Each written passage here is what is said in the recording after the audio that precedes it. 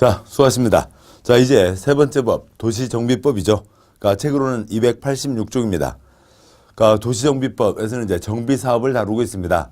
그러니까 재개발, 재건축 등등은 이제 가끔 들어보셨죠. 그런데 법에 정해진 정비사업에 6가지가 있습니다. 그래서 그 복잡하죠. 그 6가지를 구분할 줄 아시냐. 이게 그러니까 도시정비법 출제의 기본 초점입니다.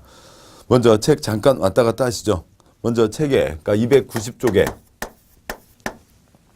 제2절 6가지 정비사업 특성, 거기에 굵은 2번 정비사업이 정의에서 그 표가 있습니다.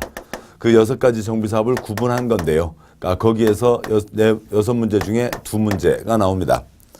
다음에 좀 더 뒤로 가시면요. 그러니까 책 329쪽이요. 그러니까 329쪽에 그러니까 제7절 정비사업 조합이 있고 그 조합 아래 표가 있습니다. 그 4가지 사업의 조합이 있는데요. 그 표에서 또 역시 6문제 중에 2문제가 나옵니다. 그러니까 도시정비법 전부 6문제인데 6문제 중에 4문제가 정비사업을 구분할 줄 아시냐, 또 그 정비사업에 따른 조합의 차이점을 구분할 줄 아시냐, 여기에 걸려 있습니다. 그러니까 따라서 도시정비법은 뭐 6문제 중에 4문제가 표 2개니까요. 뭐 표 2개만 잡으시면 되는 거죠. 뭐 됐습니다. 뭐 그래서 뭐 6문제 중에 4문제 3분의 2, 100점 중에 67점 비중이죠. 우리가 공법 목표 점수를 65점 잡고 있는데 도시정비법은 표 2개만 잡으셔도 됩니다. 자, 그래서 도시정비법은 공부하시기가 훨씬 나으시고요. 자, 이제 바로 제일 앞부터 시작을 하도록 하시죠. 책 보겠습니다. 286쪽이요. 286쪽에 1장 총론이 있습니다. 제일 절, 굵은 1번 법의 목적. 이 법은 이 법은 도시기능 회복이 필요하거나 주거환경이 불량한 지역을 계획적으로 정비하고 노불량 건축물을 효율적으로 개량하기 위해서 필요한 사항을 규정함으로써 도시환경 개선, 주거생활의 질을 높이는 데 이바지함을 목적으로 한다. 괄호 기반시설 상태나 건축물 상태 모두 좋지 않은 곳을 대상으로 해당 구역 대부분을 철거하고 새 기반시설을 설치 정비하고 새로 건축한다로 갑니다. 어느 곳에 도시정비법 처음부터 끝까지 시설 건축물 계속 나옵니다. 시설도 엉망, 건축물도 엉망인 곳에다가 사업을 한다고요. 시설은 괜찮고 건축물이 문제가 있으면 그러면 건축물만 손대면 되죠. 그다음에 건축물은 괜찮고 시설에만 문제가 있으면 시설 사업을 하면 됩니다. 그런데 어느 곳에 시설 엉망, 건물 엉망이라고요. 뭐 그러면은 다 철거를 하고 새로 지어야 되죠. 요즘 어디 전기 안 들어오고 가스 안 들어오는 동네 없잖아요. 밤에 주차하기 어렵습니다. 아침이나 저녁에 식구들과 간단히 산책하기 어렵다고요. 공원이 없다고요. 그러면 시설 엉망이죠. 건물, 콘크리트는 한 번 굳으면 100년 갑니다만 우리나라에서는 여차저차 사정으로 뭐 20년, 30년, 40년 그 기간들이 정해져 있습니다. 그 기간 지나면 엉망이다. 철거 대상으로 가게 되는 거죠. 뭐 동그라미 2번 정비구역이란 정비사업을 계획적으로 시행하기 위해서 정비계획에 따라 지정고시된 구역을 말한다. 정비사업을 할 땅이 정비구역이고요. 동그라미 3번 대지란 정비사업을 위해서 정비사업에 따라 조성된 토지를 말한다. 다음 287쪽 그림을 보시죠. 그 정비사업 처음부터 끝까지 시설 엉망, 건물 엉망, 또 토지 건축물이 자주 나오게 됩니다. 지난 앞 시간에 보신 개발법의 환지는 토지 대신에 새 토지로 바꾸는 거죠. 뭐 익숙하지 않습니다만 개구라 헌 땅 줄게 새 땅 다오. 도시정비법은요. 두꺼봐 헌 집 줄게 새 집 다오. 건축물로 가게 되는 거죠. 자, 그런데 건물이 둥둥 떠 있지는 않잖아요. 토지 위에 있으니까 토지나 새 토지. 토지 소유자에게 토지나 건축물을 주고 건축물 소유자에게 토지나 건축물을 준다. 물론 건축물 대신에 토지를 받는 경우는 많지 않고 주로 새 아파트를 받습니다만 토지 대신에 토지를 받을 수가 있습니다. 자, 이건 환지. 이건 종전 토지나 건축물에 있던 권리관계를 새 토지 건축물에 대한 권리관계로 바꿔준다라고 해서 환권이라고 합니다. 환권하려면 역시 계획을 세워야 되죠. 그 환권 계획을 또 뒤에서 관리처분 계획이라고 합니다. 이렇게 만들어진 새 땅에다 배추상추 키울 거면 농지라고 하겠죠. 그런데 건물을 지을 거니까 이 새 땅을 대지라고 합니다. 다음에 굵은 2번 정비반시설 공동이용시설과 굵은 3번 노불량 건축물이 있네요. 정비사업이요. 시설 엉망, 건물 엉망 이어서 사업을 합니다. 자, 그러면은 어느 정도 시설이 문제길래 어떤 시설을 넣을 거냐라고 하는 거죠. 지금 거기에 주차하기 밤에 주차하기가 신경 쓰이고 공원 없다고요. 그러면 시설 안 좋은 거죠. 그럼 어떤 시설을 넣을 거냐라고 하는 겁니다. 건축물이요. 그러니까 뭐 건축물, 그러니까 낡은 건축물 철거하고 새 건축물 짓는 거죠. 뭐 새 건축물, 뭐 별별 건축물들 뭐 다 있기도 하고요. 아파트도 뭐 별별 평면 모양 여러 가지가 있죠. 뭐 3베이가 어떠고 4베이가 어떠고 4베이는 월남국수 아닌가요? 아무튼 잘 모르겠습니다. 그러면 여기는 어느 정도 낡아야 그 철거 대상으로 할 거냐는 거죠. 굵은 2번 정비 기반시설과 공동 이용시설, 굵은 3번 노후불량 건축물에 대한 얘기입니다. 그러니까 굵은 2번, 동그라미 1번 정비 기반시설은 셋째 줄 괄호예요. 국토계획법 기반시설 53가지가 있죠. 그 중에 정비 사업하는 데 필요한 기반시설을 정비 기반시설이라고 합니다. 정비 사업하는 데 필요한 기반시설, 도로, 철도, 항만, 공항, 주차장 등등 여러 가지가 있습니다. 근데 재개발하면서 공항을 집어넣지는 않죠. 재건축하면서 항만을 집어넣지는 않죠. 뭐 또 철도를 집어넣지는 않습니다. 도로, 수도, 하수도, 그다음에 주차장 당연히 들어가야죠. 그러한 것들이 정비 기반시설. 동그라미 2번 셋째 줄 국토계획법 기반시설 이외의 시설로 주민이 공동으로 이용하는 시설. 만들어서 한 집에서 쓰는 게 아니라 여러 집에서 같이 이용하는데 기반시설이 아닌 것들을 얘기합니다. 그러니까 놀이터, 마을회관, 작업장 등이 있습니다. 굵은 3번이요. 노후불량 건축물 얼마나 낡아야 철거 대상으로 할 거냐. 가번 안전사고에 우려가 있는 건축물 무너지겠다고요. 미리 걷어내야죠. 4번 내진 성능이 확보되지 않은 건축물 지진에 구르릉 흔들리면 안 되죠. 무너지면 안 되죠. 다다시 1번 주거환경이 불량한 곳에 있는 건축물 그러면 걷어내야죠. 다다시 2번 40년까지 사용하는 것보다 철거하고 새로 짓는 게 효용이 증가될 것으로 예상된다. 아무튼 콘크리트는 100년입니다만 여차저차 40년까지 끌고 가는 게 걷어내고 새로 짓는 게 더 싸다고요. 그러면 당연히 싸니까 새로 짓자는 얘기죠. 라번에 미관에 져야되는 건축물 보기 흉한 것, 그다음에 노후화된 건축물로 20년 이상 30년 이하에서 조례로 정한 기간이 경과된 건축물이 있습니다. 이 얘기는 뭐냐면 법과 시행령이 이렇게 정해져 있으니까 어느 지방에서 우리 동네에서는 아나바다 아껴 쓰고 나눠 쓰고 바꿔 쓰고 다시 쓰자 알뜰하게 써서 그러니까 32년은 되어야 노후불량 건축물 된다. 그러면 그건 법 위반이라고요. 조례 자체가 법 위반이고 무효가 되는 거죠. 20년 30년 사이에서만 정할 수가 있는 겁니다. 자, 이상들이 노후불량 건축물입니다. 그러니까 굵은 4번 시장군수와 주택공사 등이 있습니다. 동그라미 1번 시도조례라고는 하는데 대도시조례를 포함한다는 얘기고 큰 의미 없고요. 다음 쪽에 그러니까 동그라미 2번 그러니까 특특 시장군수 구청장을 이 법에서는 시장군수라고 부른다. 참 말이 좀 애매합니다. 애매한 게 아니라 자기들은 편하지만 이렇게 해놓으니까 공부하는 우리들은 귀찮은 거죠. 좀 이따 말씀드리고요. 동그라미 3번 그러니까 주택공사 등 한국토주택공사와 지방공사를 말한다. 국세, 지방세 들어간 공기업을 얘기하는 겁니다. 그 아래 표에서요. 그러니까 표 4줄이요. 그러니까 국가, 그다음에 시도지사, 시군구가 있죠. 그러니까 세종과 제주에서는 특특, 그러니까 세종시장, 제주시장이 일선 국민과 만나게 됩니다. 그래서 표의 4째 줄에서요. 특특 시군구, 주민과 만나는 일선 기관을 다 묶어서 그냥 시장 군수라고 한다고요. 그러니까 법 만드는 사람들이 귀찮아서 그렇게 쓴 겁니다. 별 의미 없어요. 그리고 그 아랫줄이요. 시장군수 구청장은 특별시장, 광역시장, 도지사 아랫사람을 얘기하는 겁니다. 그 시장군수와 시장군수 구청장을 갖고 그걸 꼬아서 문제 내는 경우는 없습니다. 그럴 취지가 아닌 거고요. 그래서 그냥 시장군수와 시장군수 구청장 도시정비법에서는 똑같다 보시면 됩니다. 관련 조문에 아까 말씀드렸던 노후불량 건축물에 대한 조문을 다 써놨고요. 다음에 289쪽에 정비 기반시설과 공동이용시설, 그다음에 주택단지에 대해서도 써놨습니다. 289쪽 관련 조문 4번, 그러니까 주택단지에 1, 2, 3, 4, 5가 있는데 건축법 11조에 따라 건축허가를 받아 아파트 연립주택을 건설한 일단의 토지. 그러니까 주택법에서는 사업계획 승인 한 번에 30채 이상이 주택법 적용 대상이고 주택단지가 됩니다. 그렇지만 이쪽 도시정비법에서는 철거 대상, 그러니까 저 집 한두 개, 집 하나를 하는 건 아니죠. 집 하나 하는 건 개인들이 알아서 하는 거고요. 저 동네를 싹 철거하자가 정비사업이잖아요. 그러니까 거기에는 30채 이상만이 아니라 지금 289쪽 4번 주택단지의 작은 5번 건축허가니까 30채 미만을 얘기하는 거죠. 30채 미만의 아파트나 연립주택도 포함됩니다. 뭐 가끔 그런 거 보시잖아요. 태양 빌라, 그러니까 무지개 아파트 한 동짜리들 있습니다. 30채 미만. 뭐 거기를 얘기하는 거죠.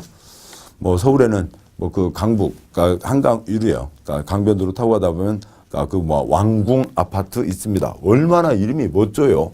왕궁 아파트요. 왕이 사는 궁정 같은 그런 아파트입니다.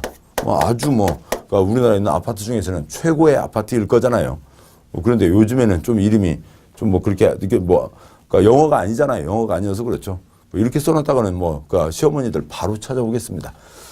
그 영어 이름 써놓는 이유가 시어머니 못 찾게 한다. 그런 얘기들도 있고 그렇잖아요. 아무튼 도시정비법이요. 그러니까 시설 엉망, 건물 엉망. 다음에 그러니까 토지건축물입니다. 다음 쪽 보시죠. 290조. 이제 6가지 정비사업에 들어가게 됩니다. 그러니까 굵은 2번 정비사업의 정의 그 표에서 두 문제인데요. 근데 우선 굵은 1번 그러니까 도시정비법 역사를 간단히 보시죠. 그러니까 그 역사를 봐두셔야 지금 내용들이 왜 이렇게 써져 있는지를 이해할 수가 있습니다. 자 보시죠. 역사 직접 시험범위는 아니지만 참고상으로 알아두시자는 겁니다. 먼저 70년대 재개발법이 있습니다. 그 법에 다른 4가지를 끼운 거예요. 그러니까 예전에 2번, 4번, 지금의 2번, 4번 법이죠. 그러니까 주택재개발, 그다음에 상가재개발, 공장재개발이 있습니다. 그러니까 주택재개발, 상가재개발, 공장재개발이 있는데요. 얘는 지금은 도시환경정비사업이라고 하고 있죠. 2번은 그냥 그대로 그러니까 주택재개발 사업입니다. 예를 들어 보죠. 그러니까 예전에 길이 있고요. 그다음에 집 2채 살고 있었습니다. 큰 어려움은 없죠. 60년대, 70년대 시골에서 도시로 서울로 오면서 사람들은 계속 들어오고 건물들은 계속 들어서는데 시설은 못 쫓아가는 거죠. 어쩌다 도로 하나 놔줄 뿐이고 시설은 한참 모자랍니다. 거기에다가 건물까지도 낡았다고요. 시설 엉망, 건물 엉망이 된 거죠.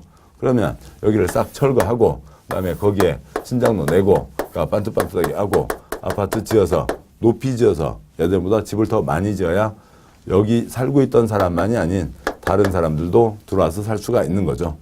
당연히 공익사업으로 하게 되는 겁니다.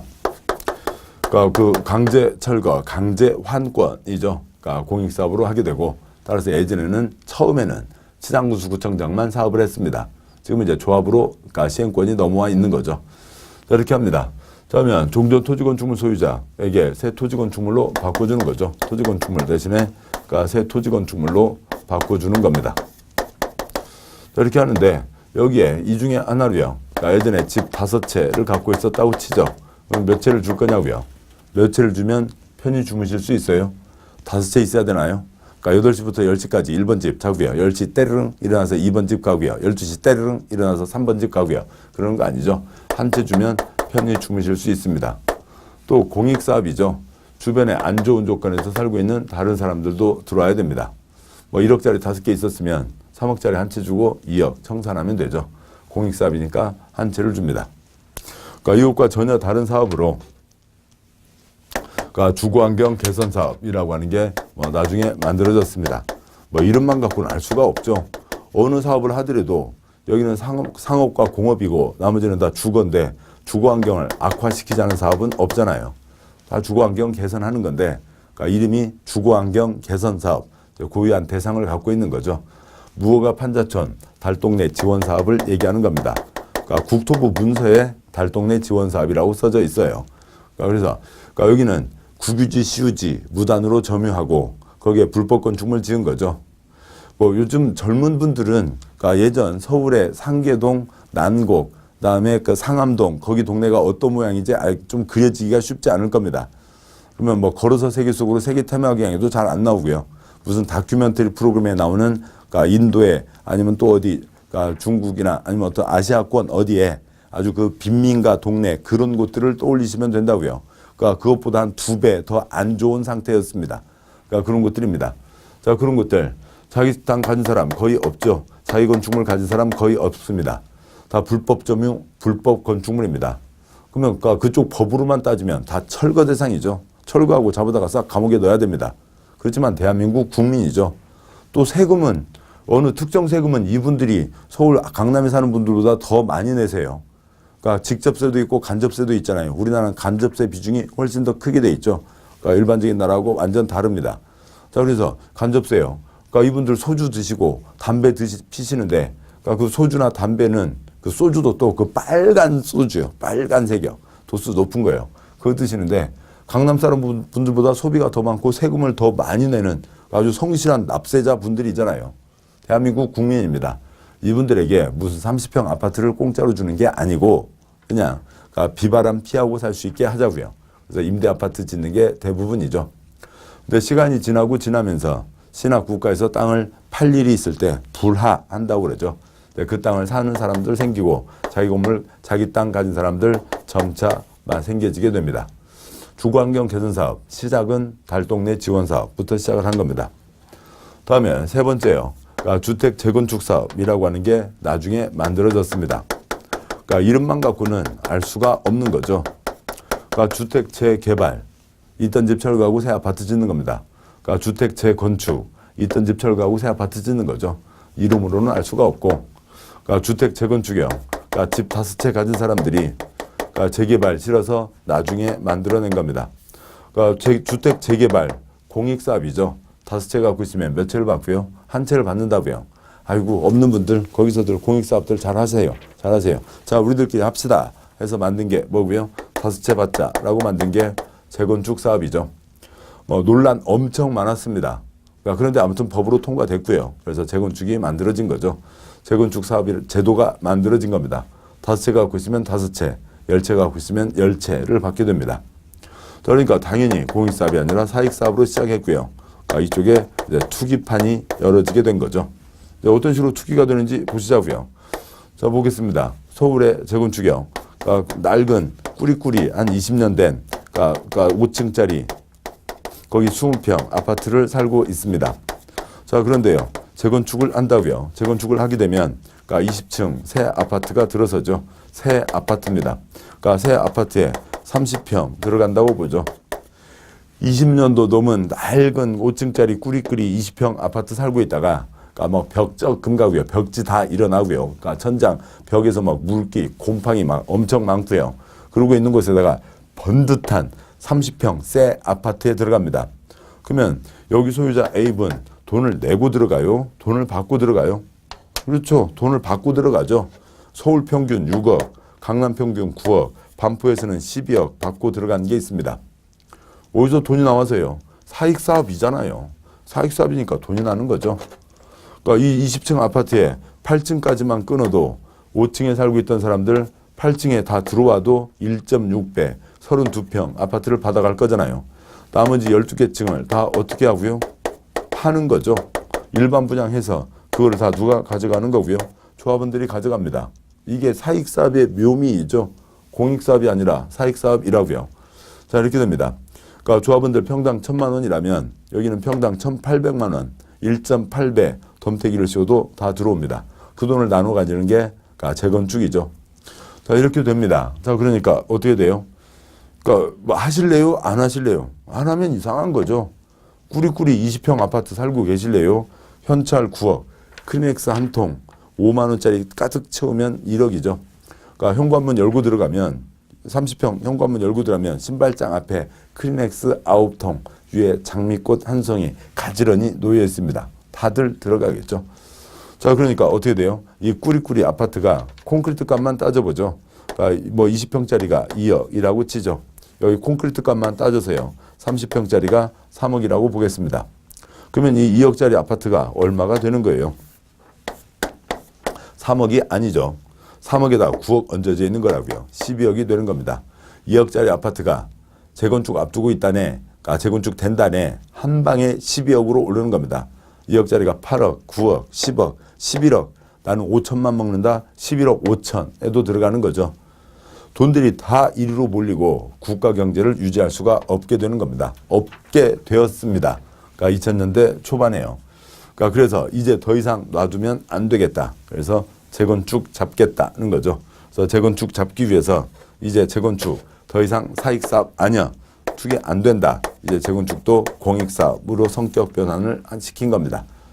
그래서 재건축을 규제하려고 도시정비법을 만든 거죠. 그러면서 딴 것들도 같이 넣은 겁니다. 그러니까 재건축이요. 그러니까 이제는 공익사업입니다. 5채 갖고 있으면 몇 채요? 5채이죠. 재건축이라는 이름이 남아있잖아요. 5채 갖고 있을 때 한 채를 줄 것 같으면 재개발이 있으니까 재건축을 없애면 됩니다. 없어져요? 없애지겠어요? 그러니까 거기 그러니까 2억짜리 아파트를 10억에 들어간 분들 그렇게 3개 사놓으신 분들 가만히 계시겠어요? 난리가 벌어지겠죠. 재건축, 그러니까 재건축이라는 이름이 있다는 것 자체가 다섯째 갖고 있으면 다섯째입니다.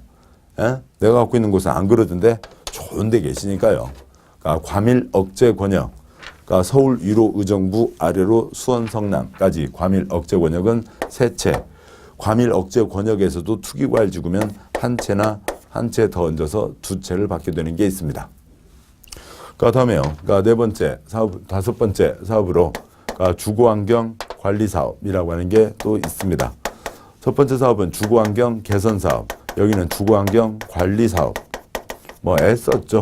이름 만들라고 애썼고요. 주거환경 관리 사업은 시설 넣자는 겁니다. 그러니까 한옥지구 보존 사업과 같은 것이에요. 현대적 시설이 많이 갖춰져 있지 않으니까 시설을 넣자는 거고 그냥 국토계획법 도시공계획 시설 사업 생각하시면 됩니다. 그리고 또 얘는 여기다 안 만들어도 아무 지장 없어요. 근데 아무튼 뭐 뽐을 멋지게 하겠다고 넣어놓은 겁니다. 그냥 어느 동네에 도로공사하러 왔습니다. 어느 동네에 수도공사 하는 거라고요. 그게 주거환경 관리 사업입니다. 여섯 번째요. 가로구역 주택 정비 사업이 있습니다. 우리 시험은 주관식 아니니까 아예 가로구역 주택 정비 사업이라고 해두시자고요. 어디에서 사업을 한다고요? 가로구역에서 사업을 합니다. 10,000제곱미터 미만에서 소규모로 사업을 합니다. 100m, 100m가 10,000제곱미터죠. 축구장 하나 크기요. 그러니까 여학생은 80m 달리기, 남학생은 100m 달리기. 남학생 날쌘돌이 100m 12초에 끊는 애들이 있습니다. 한 바퀴 돈다고요. 12초, 12초, 12초, 12초. 다 같이 돌자 통 끝이요. 그러니까 그 조그만 한 블럭에서 하는 게 가로구역 주택 정비 사업입니다. 자, 이상 6가지 사업이 있고 다음이 이제 그러니까 290쪽에 굵은 2번 정비 사업의 정의와 그 표를 먼저 쭉 설명드리고 그다음에 책으로 읽어가도록 하겠습니다. 그러니까 보시죠. 그러니까 먼저 6가지 사업이 있는데요. 따라서 정비법, 도시정비법 공부하실 때에는 6가지 사업 이름이 혀에서 나오셔야죠. 거기다 번호까지요. 3번 주택 재건축 사업, 4번 도시환경 정비 사업, 그러니까 2번 주택 재개발 사업, 1번 주거환경 개선 사업까지 나오셔야 그러니까 이쪽들을 공부하시기가 훨씬 편합니다. 먼저 첫 번째요. 그러니까 주거환경 개선 사업이 있습니다. 그러니까 다음 두 번째요. 그러니까 주택 재개발 사업이 있고요. 다음 세 번째요. 그러니까 주택 재건축 사업이 있고요. 그러니까 네 번째 도시환경 정비 사업이 있고, 그러니까 다섯 번째 그러니까 주거환경 관리 사업이 있고요. 여섯 번째 그러니까 가로구역 주택 정비 사업이 있습니다. 그러니까 정비 사업을 하려면 다 정비구역을 지정하고 하는 게 기본이죠. 그래서 정비구역을 지정하고 사업을 하는 게 기본입니다. 그래서 정비구역에서 사업을 합니다. 자, 그런데 가로구역 주택 정비 사업은 정비구역이 아니라 어디서 한다고요? 가로구역에서 한다고요. 그 가로구역, 도로로 둘러싸인 구역, 우리가 흔히 얘기하는 블럭, 길 이미 있잖아요. 길로 뺑 돌려져 있는 그 한 블럭 땅을 얘기하는 겁니다. 그것도 조그만 땅에서만요. 자, 그리고 이제 가기 전에 지금 보셨던 이 족보가 있죠. 그러니까 족보들이 영향을 미칩니다. 그러니까 도시정비 사업이요, 도시정비법이요. 2번, 4번. 그러니까 주택재개발, 상가재개발, 공장재개발에다가 다른 것들을 끼워 넣은 겁니다. 자, 끼워 넣는데요. 그러니까 그 부호가 판자촌, 달동네 도와주자, 주거환경 개선 사업. 그다음에 도로공사, 수도공사 해주자, 도와주자, 주거환경 관리 사업이 있는 거고요. 그러니까 민법 족보로 시작했죠. 그리고 아직도 민법 성격 강하게 남아 있습니다. 그러니까 주택 재건축 사업. 그다음에 가로구역이요. 집 20채, 20동이 아니고요. 연립주택 한 동, 그러니까 1층에 5집, 그러니까 4층짜리 한 동, 또 집이 20채죠. 거기서 합니다. 그러니까 뭐 볼펜 교환, 주택 교환, 20채 교환, 거의 민법 수준입니다. 물론 3번과 6번 성격은 다르지만 그러니까 그런 각각의 차이점들이 영향을 미칩니다. 자, 보시죠. 그런데 재건축 경우에는 그러니까 정비구역을 지정하지 않고 할 수도 있다. 어디에요? 아까 말씀드렸던 태양빌라 무지개 아파트요. 그러니까 정비사업의 정의가 법에 정해져 있죠. 그러니까 정비사업은 각각은 어떤 사업들이냐. 여기는 기반시설 상태가 극히 열악하고요. 여기는 기반시설 상태가 열악하고요. 여기는 기반시설 상태가 양호하고요. 여기는 옛날 상가지 개발, 공장지 개발, 상업지역, 공업지역에서 하고요. 여기는 수도공사, 도로공사하러 온 거죠. 여기는 가로구역, 그 조그만 한 블럭 소규모로 사업을 합니다. 극혈 양호가 있죠. 뭐 외우는 건 빨리 그러니까 눈으로 보면 천천히 읽는다. 세 가지만 보시면 극혈학, 열학, 양호 외울 때요. 눈으로 보면 빨리 읽는다. 극혈학, 열학, 양호, 극혈학, 열학, 양호, 극혈학, 양호, 극혈학, 양호인 거죠. 극혈학, 양호입니다. 극혈학, 양호에다가요. 눈 감고 빨리 읽는다. 극혈학, 열학, 양호 됐잖아요. 무슨 말이에요? 그러니까 이것 갖고 어떻게 차이를 구분할 수 있어요? 점수로 매기면 몇 점이요? 말이 아닌 거죠. 그러니까 말이 아닌 거고요. 취지를 보시자고요. 그러니까 먼저요. 그러니까 주거환경 개선 사업은 그러니까 무허가 판자촌 지원 사업이죠. 그러니까 예를 들어서 그러니까 서울에 청계산, 그러니까 서울 과천 성남에 청계산이 있는데요. 그러니까 부산의 금정산이요. 거기 어느 누군가 가서 휴일날 들어가서 전기톱 갖고 와서 나무를 싹 빙빙 나무를 싹 베고요. 거기다가 가건물 짓고 그러니까 농사를 짓기 시작했습니다. 그러니까 연이어지는 휴일이었네요. 다른 사람 와서 여기다 건물 지어도 돼요? 나는 그냥 짓고 있어요. 그럼 나도 지어야지. 그래서 건물 10채가 들어섰어요. 그러니까 그다음에 연휴 끝나고 공무원 출근하면서 봤습니다. 아니 이 좋은 산에다가 그 나무 싹 빼내고 불법으로 건물 지으면 어떻게 해요? 불편해서 어떻게 해요? 도로 놔드릴까? 수도 놔드릴까? 그래요? 싹 철거를 해야 돼요? 철거를 해야 되죠. 철거를 해야 되지 거기다가 수도를 놔주고 도로를 놔주면 안 되는 거잖아요. 시설이 들어간 적이 없다고요. 그러니까 길은 있죠. 길은 있지만 여기에 처음 집 짓고요. 다른 사람 집 짓고요. 집 짓고요. 집 짓고요. 집 짓고요. 집 짓고 해서 그 집과 집 사이로 사람들이 다니는 게 길의 역할을 하고 있는 거지 공적인 도로는 한 번도 들어간 적이 없죠. 들어가는 것 자체가 불법이죠. 거기는 철거 대상이지 도로를 놔줄 곳이 아닌 겁니다. 그래서 공적 시설이 한 번도 결정된 적이 없고 설치된 적이 없으니까 시설 상태가 어떠한 거고요. 극기열악한 거죠. 재개발은 어떠하고요. 7번 보시면 이 그림이 이대로입니다. 집들은 건물들은 들어섰는데 시설은 못 쫓아간다고요. 그러니까 주차하기 어렵고 공원 없고 하는 것들이 그러니까 그 열악인 겁니다. 재건축이요. 양호하다고요. 도로 포장 상태가 좋아요? 아니죠. 어디 재건축 앞두고 있는 단지 가보신 분 아십니다. 과속봉지 다 깨져 있고요. 도로 다 짜개져 있고요. 저쪽에 뭐 5년 썩은, 그러니까 5년 묵어 있는 그런 폐차된 차량들 있고요. 뭐 현관들 다 유리창 깨져 있고 그런 것들이 대부분이죠. 뭐가 양호하다고요? 면적이요. 면적이 양호하다고요. 그러니까 면적 비율이 크다는 거죠. 여기는 도로 면적, 주차장 면적, 공원 면적 극히 적습니다. 열악하다고요.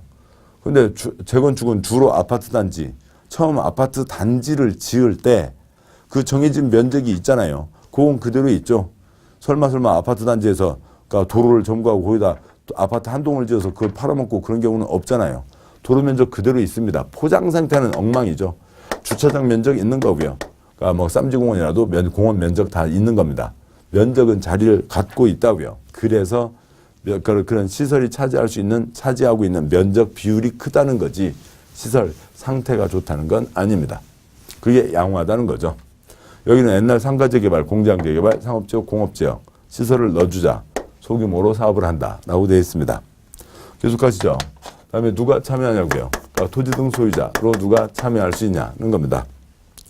개발법의 환지는 토지 대신에 토지, 따라서 토지 소유자가 참여했죠. 여기는 토지 건축물, 토지 소유자, 건축물 소유자가 참여합니다. 네, 토지에 막강한 영향력, 누구도 참여할 수 있고요. 지상권자도 참여할 수 있죠. 토지 소유자, 건축물 소유자, 지상권자가 참여합니다.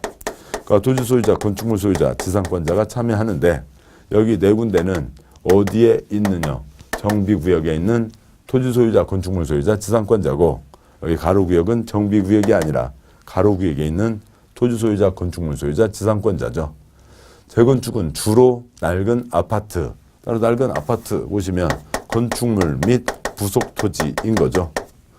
그 낡은 집이 있으면 대지 지분이 있는 거잖아요. 또 아니면은 단독주택도 포함해서 할 수 있습니다. 단독주택 땅이 있는 거죠. 따라서 재건축에서 여차차 사정으로 그러니까 콘크리트 없이 그러니까 흙만 갖고 있으면 돈 받고 쫓겨납니다. 재건축에서 여차차 사정으로 그러니까 콘크리트 없이 그러니까 흙만 갖고 있어도 쫓겨나고요. 그러니까 흙 없이 콘크리트만 갖고 있어도 쫓겨나게 되는 거죠. 같이 갖고 있어야 됩니다. 다음에 사업의 시행자요. 누가 사업을 하냐? 시행자 중에서 원칙, 그러니까 누가 사업을 하는 게 원칙이냐라고 하는 건데요. 네, 이쪽을 지우겠습니다. 6가지 사업을 아셔야죠. 6가지 사업 이름이 소리가 나야 됩니다. 지금 6가지 사업 이름을 지웠어요. 이게 지금 무슨 말인지 그 가닥 잡히세요? 쉽지 않죠. 6가지 사업 이름은 꼭 혀에서 나와야 됩니다. 자, 보시죠. 그러니까 주거환경 개선 사업은 애당초 지원하자는 지원사업, 복지사업입니다. 공수, 그러니까 주택공사 등 또 아니면 공공출자법인이라고 하는 것을 만들어서 사업을 하고요. 주거환경관리사업, 지원하자는 사업이죠. 그래서 시장군수 아니면 그러니까 주택공사 등을 집어넣어서 사업을 할 수가 있습니다. 그게 아닌 나머지 사업들은 조합을 만들어서 하는 게 원칙이죠. 그래서 재개발 조합 만들어야 되고요. 재건축 조합 만들어야 되고 도시환경 조합 만들어서 할 수 있고 가로구역 조합 만들어서 하는 게 원칙입니다. 그런데 도시환경의 경우에는 소유자가 단독으로 할 수도 있어요. 어느 땅 부잣집 할머니가 계십니다. 그러니까 팥죽을 잘 끓이세요. 그래서 그 자기 땅으로 뭐 그런 얘기 있잖아요. 어느 동네 어느 동네 지나가려면 누구네 집안 땅 밟아야 지나간다. 누구네 땅 집안 땅 밟지 않고는 못 지나간다. 뭐 그런 얘기들 뭐 있습니다. 아무튼 그런 대갓집 마님이 계신다고요. 거기 뭐 도로 있습니다. 다 자기 땅이죠. 거기다 팥죽 장사하고 시작을 하셨어요. 옆에 이러저런 채소 뭐 배추 아줌마 그다음에 꽁치 할머니 앉아서 시장이 됐다고요. 비 와서 저벅저벅거리네요. 팥죽 할머니가 뭐 결단 냈습니다. 아줌씨, 할머니들 일어나셔 한번 정리하고 갑시다. 그래서요 바닥에 콘크리트 깔고요. 위에 지붕 얹고요. 카트 넣습니다. 시장 현대화 사업을 했다고요. 누가요? 팥죽 할머니가 누구 땅에서요? 팥죽 할머니 땅에서요. 뭐 물론 이제 또 이제 옆에 호박죽 할머니도 큰 땅 갖고 있으면 포함해서 할 수도 있죠. 그래서 소유자가 단독으로 할 수도 있습니다. 자, 여기까지고 따라서 여기 도와주자는 두 군데는 조합이 없죠. 주거환경 개선 사업과 주거환경 관리 사업, 주거에는 주거도 조합이 없다고요. 그리고 소유자 팥죽 할머니가 단독으로 할 수 있는 건 당연히 시장 재개발에서나 단독으로 하는 거죠. 어느 주택가, 아파트 단지, 블럭 반 넘게 가진 사람 없습니다. 이들이 다른 자와 공동으로 할 수가 있습니다. 시장구수 주택공사 등 건설업자 등, 시장구수 주택공사 등 건설업자 등과 공동으로 할 수가 있습니다. 자, 여기까지가 원칙적 시행자, 다음에 예외적 시행자요. 소유자 조합이 하는 게 원칙으로 되어 있죠. 그런데 이러저러한 공적 사유가 있으면 조합에다 맡겼더니 그 공적인 목적을 다 이루기가 어렵더라고요. 또 아니면 조합 내부에서 찌그락빠그락 하면서 시간은 오래 걸리고 이러저러한 문제가 있습니다. 그래서 공적인 사유 9가지가 있으면 소유자 조합 나서지도 못하게 하고 있던 조합 해체시켜버리고 시장군수나 주택공사 등이나 아니면 지정개발자라고 하는 땅 부자가 들어가서 사업을 할 수가 있습니다. 시행자요. 이 전체에서 두 문제인데 시행자에서는 반드시 한 문제 이상 나옵니다. 정비사업 시행 방법이요. 정비사업을 어떻게 할 거냐는 거죠. 종전 토지건축물 대신에 새 토지건축물 주는 것을 환권이라고 한다고요. 근데 그러면 이제 환권 계획 세운다. 그러면 알겠는데 또 거기에다가 그 환권 계획을 관리처분 계획이라고 부릅니다. 토지건축물이 환권, 관리처분이라고 부른다고요. 그러면 토지건축물 중에서 이 토지 대신에 토지를 주는 게 뭐예요? 환지이죠. 환권이 된다고 하면 당연히 환지가 포함되는 거예요. 근데 또 그걸 또 따로 써놓고 있습니다. 아무튼 종전 토지건축물 대신에 새 토지건축물 환권, 관리처분 계획에 따른다. 종전 토지건축물 대신에 새 토지건축물 환권, 관리처분 계획에 따른다. 관리처분 안 된다 한 가지. 주거환경 관리사업이요. 관리자를 먹어가세요. 그렇게 할 수도 있고 또 달리 보면 더 정확하게는 어느 동네 도로공사하러 왔다고요. 어느 동네 도로공사하러 왔는데 누가 집을 철거하고 누가 땅을 뒤적거리고 할 일이 아닌 거죠. 환권 중에 부분적으로 환지를 병행할 수 있다. 안 써도 되는데 그냥 써져 있어요. 환지를 병행할 수 있다. 그런데 환지 안 된다 3가지. 재건축은 흙만 갖고 있으면 돈 받고 쫓겨나는 거죠. 새 땅 받는 게 아닙니다. 주거환경 사업, 도로공사 하는데 땅 뒤적거릴 일이 없고요. 가로구역, 소규모 사업이죠. 집 짓기도 바쁘지 새 땅 만들어서 이 땅 저 땅 할 일이 없습니다. 주거환경 개선 사업, 시설이 극히 열악해서 문제죠. 그러면 시설 설치해주면 스스로 주택을 개량한다. 시설 도와주자는 사업이죠. 시설 설치하면 스스로 주택을 개량한다. 뭐 지붕 개량, 담장 개량 등을 들 수가 있습니다. 그러니까 달동네에서요, 더 열악한 동네, 개인 거 몇 개 안 되는 거 싹 사들여서, 그러니까 강제로 사들여서 수용해서 국가 땅, 지방 땅 합쳐서 임대 아파트를 지을 수도 있습니다. 수용의 방법으로 할 수도 있어요. 요것과 요거의 차이요. 그러니까 예전에, 그러니까 종전에 거기에 집이 100채가 있고요. 100채 소유자 한 집, 그리고 세든 사람 두 집에서요. 전부 300세대가 살고 있습니다. 자, 그렇게 하는데, 그러면 이곳에 그러니까 사업을 하게 되면 어떤 모양이 되냐고요. 거기에 시설주택입니다. 시설 도로 포장해주고, 그러니까 하수도 묻어주고, 그러면 그러니까 주택 개량, 지붕 개량, 담장 개량 한다고요. 집 몇 채요? 집 100채인데 지붕에 슬래트 아니면 그 함석 얹었다고요. 집 100채고 몇 세대 살고 있고요. 300세대 그대로 살고 있는 거죠. 여기는 수용이라고요. 그러니까 수용이니까 어떻게 되고요? 개인가 싹 사서 싹 밀고 임대 아파트가 올라서는 거죠. 임대 아파트가 올라서니까 아무리 안 잡아도 1000세대는 지어질 겁니다. 1000세대 임대 아파트가 선다고요. 자, 그러면은 옛날 300세대가 살고 있었죠. 그러니까 300세대가 살고 들어가 살고 새로 700세대가 들어오고 하는 거 아니죠. 그런 거 아니고요. 물론 입주권은 줍니다만 임대 아파트에 살 수 있는 권리는 줍니다만 그 보증금이 어디 있어요. 달동네에 전세 들어 살고 있는 분이잖아요. 그 월세를 어떻게 감당을 해요. 우리나라 공공임대 양 자체가 엄청 작죠. 그러니까 민간 임대의 가격 80%, 60%에서 80% 사이입니다. 그러니까 양도 작고 가격도 엄청 비싸다고요. 그러니까 민간 임대, 그러니까 아무튼 뭐 그렇습니다. 자, 그러니까 이분들이 들어가서 살 수가 없어요. 소유자들은 뭐 융자 받아서 어떻게 들어가고 몇 집 또 나갈 테고 겨우 몇 집 들어가고요. 다 털려나는 거고요. 세입자분들 거의 다 털려나시게 되고 그다음에 다른 분들 들어와서 살게 되는 거죠. 집 없는 소름에서 벗어나서 임대 아파트라도 들어오시는 거니까 이분들한테는 혜택이 되는 겁니다. 그렇지만 이분들은 다 그 동네에서 털려나시는 게 대부분이죠. 자, 이런 방법이 그 시설주택과 수용의 차이점이고, 다음에요. 지금 제가 이 말씀드린 거예요. 국토부 문서예요. 국토부 문서에 적혀 있는 그 내용 그대로입니다. 자, 이상이고 여기까지 해서 두 문제가 나옵니다. 자, 이상 내용을 빨리 보도록 하시죠. 책 290조경, 2-1번 정비사업 정의, 첫째 줄 끝에요. 기억반, 정비구역 또는 가로주택 경우에는 가로구역에서 정비기반시설 정비하거나 주택 등 건축물을 개량 건설하는 사업이다는 거죠. 뭐 지금 여기에는 써져 있지 않습니다만, 뭐 차이점에서 안 썼습니다만, 정비사업 자체가 뭐였고요? 시설 엉망, 건물 엉망 이어서 사업을 하는 거였고, 또 뭐고요? 토지건축물인 거죠. 자, 그래서 2-1번 정비기반시설 정비하거나 주택 등 건축물 개량 건설한다. 2-2번 정비사업 종료, 즉 정의, 동그라미 1번 주거환경 개선사업, 기반시설 극혈하고요. 다음 쪽에요. 291쪽에 동그라미 2번 주택 재개발, 기반시설 열악하고요. 설명은 지금 앞에 다 드렸죠. 재건축, 기반시설 양호하고요. 단 재건축은 정비구역 지정하지 않고도 할 수 있다. 태양빌라 무지개 아파트요. 동그라미 4번 도시환경 정비사업, 상업지역 공업지역에서 한다. 5번 주거환경 관리사업, 정비기반시설 등을 시설을 확충한다. 6번 가로구역 주택 정비사업, 가로구역에서 소규모로 사업을 한다. 정비구역에서 하는 게 원칙, 그다음에 재건축은 정비구역 아닌 곳에서 할 수 있고 가로구역은 가로구역에서 한다. 2-3번 가로주택 정비사업이요.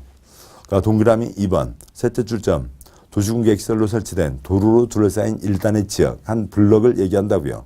제일 아래 두 줄 작은 1번 만제곱미터 미만이고 작은 2번 통과하는 도로가 설치되어 있지 않을 것.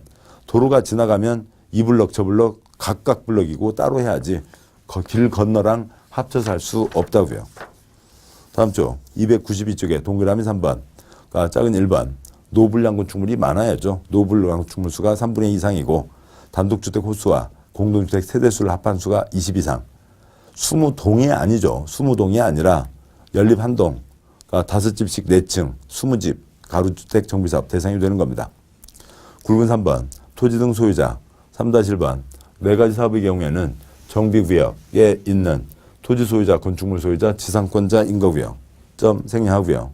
3-2번 가로구역은 가로구역에 있는 토지 소유자, 건축물 소유자, 지상권자이죠.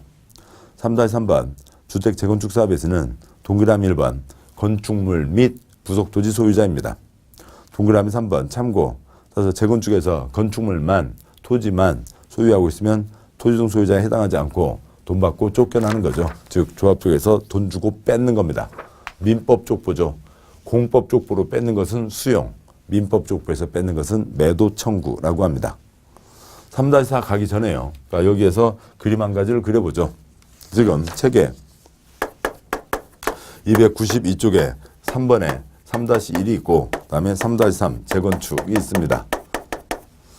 그러니까 3-1에다가는 지금 이게 토지고 요걸 그대로 다시 한번 그려보시자고요. 그러니까 3-1 네 가지 사업에서는 토지 소유자, 건축물 소유자가 참여하고 그리고 이들이 새 토지나 건축물을 받는 거죠. 환권의 기본 모양입니다. 그런데 지상권자는 회의에는 참여할 수 있다고요. 지상권자는 회의에는 참여할 수 있지만 땅에 막강한 영향력 갖고 있는 거니까요. 새 아파트는 받아갈 수가 없습니다. 새 아파트 받는 거는 토지건축물만 새 아파트를 받는 거고요. 지상권자는 새 아파트를 받을 수가 없어요. 지상권자는 회의에만 참여할 수 있는 겁니다. 그러면 3-3번 재건축에는 그림을 이렇게 그리시자고요.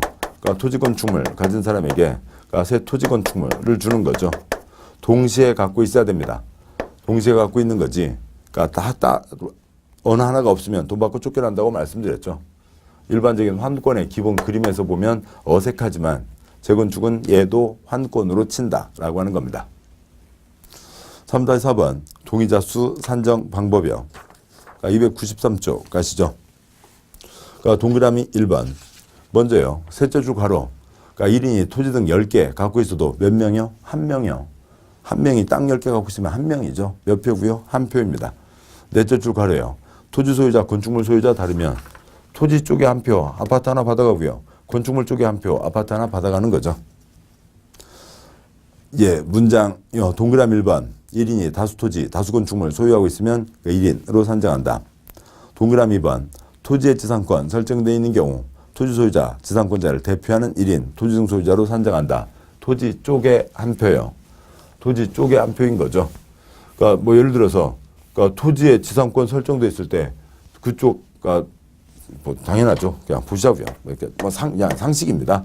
그러니까 소유자가 있고요. 똑같은 평이라 땅이라고 보죠. 그러니까 소유자, 지상권자가 있습니다. 그런데 여기 1표, 만약에 여기 2표라고 하면 세상에 어느 누가 지상권 하나를 설정해서 해요.